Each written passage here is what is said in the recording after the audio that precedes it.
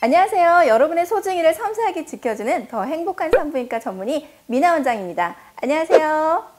오늘의 주제는 생리기간도 아닌데 관계를 한 후에 출혈이 있었어요 라고 해서 질문 주신 분들이 많아요.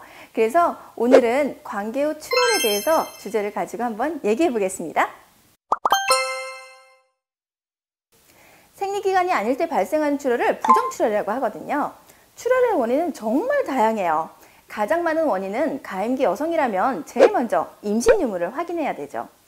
두 번째가 자궁경부, 질내상처나 염증, 골반 내 장기나 아니면 자궁이나 난소, 나팔관에 문제가 있는 경우가 많습니다. 세 번째가 호르몬의 불균형으로 인한 부정출혈도 많고요. 그 외에는 심한 다이어트를 했다던가 무리한 운동을 했다던가 극심한 스트레스를 많이 받았다던가 아니면 수면장애 등의 원인도 있을 수 있습니다. 관계 후에 소량의 피가 나왔을 경우에도 원인은 정말 다양해요. 그래서 우선 출혈이 생긴다면 산부인과에 가셔서 상담과 질내진찰을 통해서 출혈 상태를 확인하셔야 합니다. 관계 후 출혈의 가능성은 질내상처나 염증이 우선 의심을 해봐야 되거든요.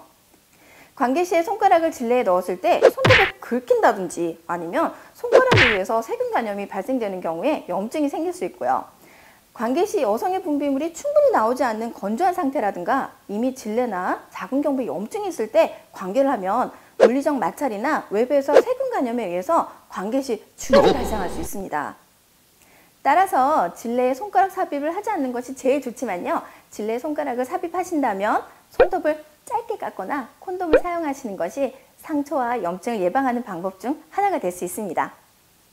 그리고 관계 시 출혈이 반복된다면 자궁경부나 질염 검사를 통해서 질내 상태를 확인하는 거 잊지 마시고요.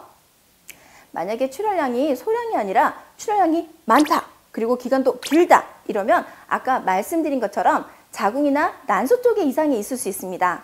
또는 호르몬 불균형으로 인한 출혈일 수 있기 때문에 이 부분에 대해서는 반드시 산부인과에서 상담을 받아보셔야 합니다.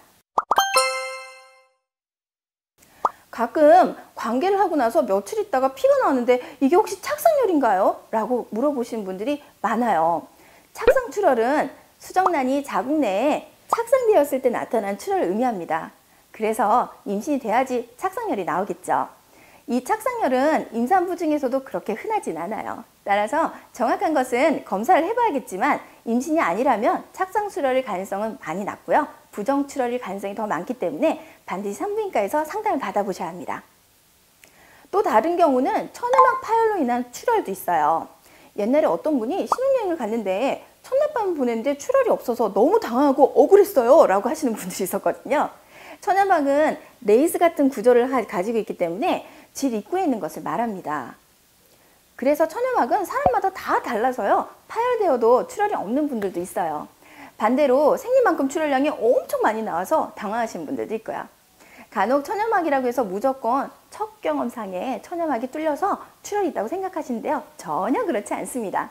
그리고 천연막은 반드시 성관계로만 파열되는 건 아니고요. 자전거라든가 물리적 힘이 들어가는 운동 등에 의해서도 손상될 수도 있습니다. 혹시 관계 후에 출혈이 지속된다던가 혹시 양이 많다던가 그러신다면 반드시 가까운 산부인과에 가셔서 꼭 상담 받는 거 잊지 마시고요. 지금까지 미나 원장이었습니다.